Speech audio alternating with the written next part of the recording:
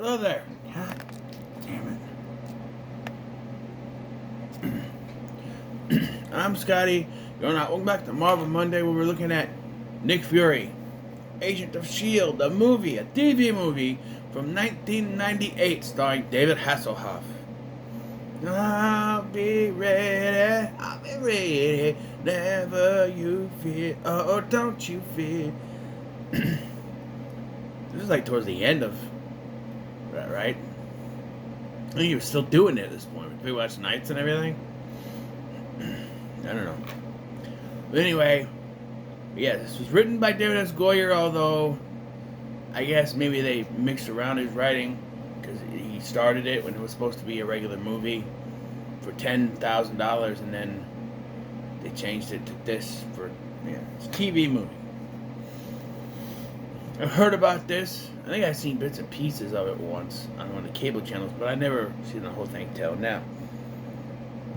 Nick Fury, played by David Hasselhoff, is brought out of retirement, where he lives in a mine shaft for some reason, to help take down the children of a villain that he once fought and cost him his eye, Baron Wolfgang von Strucker. Here, his children Andrea and Werner von Strucker are out for revenge, and still working with Hydra. Apparently, they got the rights to do it here, and and are going to unleash a virus upon the world, because that's what you do in a spy movie, right? We do get comics characters. Dum Dum Dugan is played by Gary Chalk, who I know as Optimus Primal from Beast Wars and Beast Machines. And he would also go on to have a recurring role as a Russian general on Stargate SG-1. Yes. And then you have Alexander Pierce, who is a British agent and not the head of S.H.I.E.L.D, like Robert Redford's version. He's just a British agent here. There's a character named Kate, who I've never been familiar with. Apparently she can read minds, but she has to touch them to read minds, like Professor X going, you just actually touch them, I don't know. There's that face, but you know what I mean. And then we have this general in charge of everything, played by Tom McBeath, who I also know from Stargate. And let me tell you, any Stargate fan will see this movie and see the scene where Fury punches him in the face and will go, yes! Because we always wanted him to get it. Him and Kinsey and Woolsey. But, yeah. Like this jerk of a generals. They're typical, you're disobeying orders, and you're doing this, and doing this, that. The whole kind of thing. So, Andrea von Strucker is played by Sandra Hess. You may know Mortal Kombat Annihilation. Yep, threw that one out there. So, the only thing is they're recruiting him to come back to do this. And there's a lot of talking dialogue. I've watched a few people say it's boring. It's fine. I didn't fall asleep like I did with the Fantastic Four one, so it's fine. I think it does a decent job. There's a lot of talking. He doesn't wear his... So, the original version of Nick Fury was not black like Samuel L. Jackson. It was white. He wore a skin-tight blue suit that showed off his muscles. But here, everyone wears black leather because that's the thing. This is 1998. In 2 years, we get X-Men with all the black leather suits. What do you expect? Yellow spandex? This one, what do you expect? Blue spandex? Yes! But, yes. So, at one point, they have to track down Arnim Zola, another name, who in this version is an elderly man with a oxygen mask. Okay. Sorry. I'm sweaty and I'm itchy and it just getting me. My air conditioner sucks. And I have my fan off. Otherwise, you'd be able to... Come on. Anyway.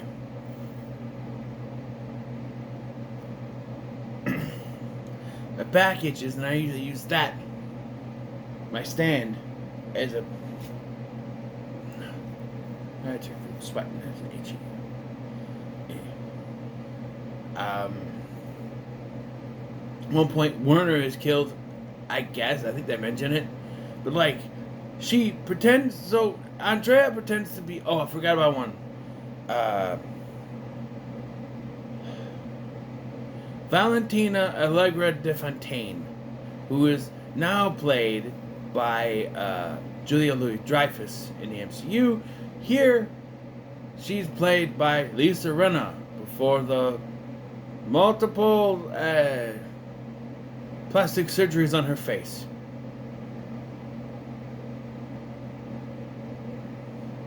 Yeah. I'm sorry, when you look like this, something went wrong. Okay, look what she looks like now. Here, she's a gorgeous woman. And I just don't get these gorgeous women who are gorgeous thinking, oh, I'm getting old, so my face is gonna go bad, so I have to get plastic surgery. And then they look worse than they did before they got it. Lisa Rinna, Nicole Kidman, all ruining their faces with plastic surgery. I hate it. I hate it. Gorgeous women that are making their faces worse. You know? And Lisa Rinna now looks like she got allergic to something and it never went away. And then Nicole Kidman looks like her face is melting now. It just, I don't know, I just don't get it. Gorgeous women that are ruining their faces because of plastic surgery. Ugh. You want to make your boobs bigger, that's fine, but, you know, it's like getting tattoos on your face. This is going to be seen by everybody. Do not mess with this. Don't get facial surgery. Don't put tattoos on it. For God's sakes, get that thing out of your nose. Sorry, it's a bit of a rant, but Jesus, this should be something you do not mess with because everybody has to look at it. You have to remember that when you get your messed up plastic surgeries that make you look worse. Everybody now has to look at your fucked up face. Okay? Jesus. Anyway, so they have this mission. So Andrea pretends to be someone else and then reveals it's her. She does this spray can shit to get a new face. Like hey, we just, you know, do this. They didn't have the technology, but just doing this to spray off the other face. Then she kisses Nick Fury, and that gives him the virus, but she's immune because it's on her lips. Did they have to give a reason for why she's not affected? How many times have we seen a spy movie or something where someone had a poison on their lips and then kissed someone? Right? I mean, it was part of the plot of Batman and Robin, right? I'm just saying.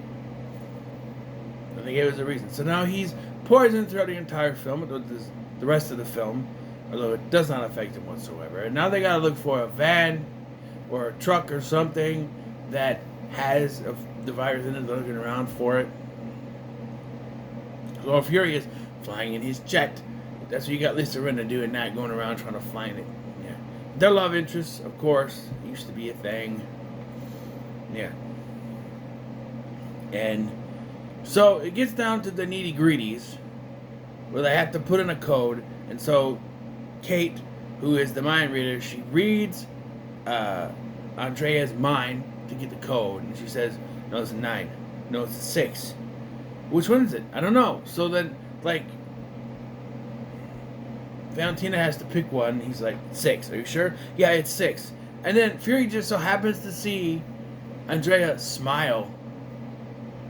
So then, no, it's 9, it's 9. And then she hits 9 and it aborts. And then something starts up again, but it's not the virus, it's just an explosion. And Andrea can get away. And like, she goes down the shaft and he's like, she's probably to China by now. The 90s, where the joke about China is that it's directly down. They're doing it before that. I remember the Scooby-Doo joke, where they're walking down the street and there's a sign they couldn't read. And they're like, oh, well, I wonder what it says. And Shaggy goes, I know what it says. 1,000,000 miles to China. That away. Yeah. I believe that's the... what is that one? The headless.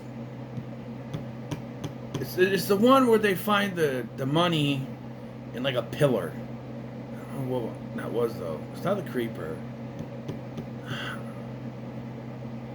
That one's on TV a lot. Got a lot of playtime. I like that joke. 1,000,000 miles to China, that away. Like, oh, China's directly down, even though it's not directly down. If you went directly down, you would just go through the ground and into the Earth's crust. I don't know. At the Total Recall, where Mike said we can just go right through the Earth and it's there, Australia. And I don't know. I don't know. But yeah. And so then they go back to the base, even though they failed and didn't chase after her. They can't chase after her, and I'll give you the reason why when I'm done, because I rolled my eyes when I realized what this actually was, because I didn't know going in. But they get back, and here comes Tom McBeath again, yelling at me, insubordination, disobeying orders, because at one point he tells them they said he wanted to mount a mission, and he's like, nope, we're not doing that, nope, we're not doing that, I'll send in my own people, we're not doing that, nope. And he disobeys him, and he's like, disobeyed order, and he's like, you forgot one. What? Brutally hitting a superior officer or something like that, and he punches him in the face. The guy's nose is broken, but the doctor's right there. And then, of course, we have an almost kiss. Well, that's before this, I guess. And then they show a pan out with the helicarrier because it's S.H.I.E.L.D. And then we get a not post-credit scene, a scene establishing that Andrea, of course, made it out, but her father, Wolfgang von Strucker, who's portrayed as an old dude. We had a version of the character in Age of Ultron, and he was killed off almost right away. He was in a post-credit scene of Winter Soldier, and then he was at the beginning of Age of Ultron and killed off right away. Hydra, they made a big deal about how Hydra was hiding inside S.H.I.E.L.D. the whole time, and then they were like, nah, and threw it out. And Hydra became like never mind, it's gone now. But they made a big deal about it always being hidden this whole time, and now it's like, now we moved on from that. Yeah, so Strucker's still alive. Why? I went, oh, this is... Turns out this was a pilot movie for a TV film, for a TV show that was supposed to be on Fox.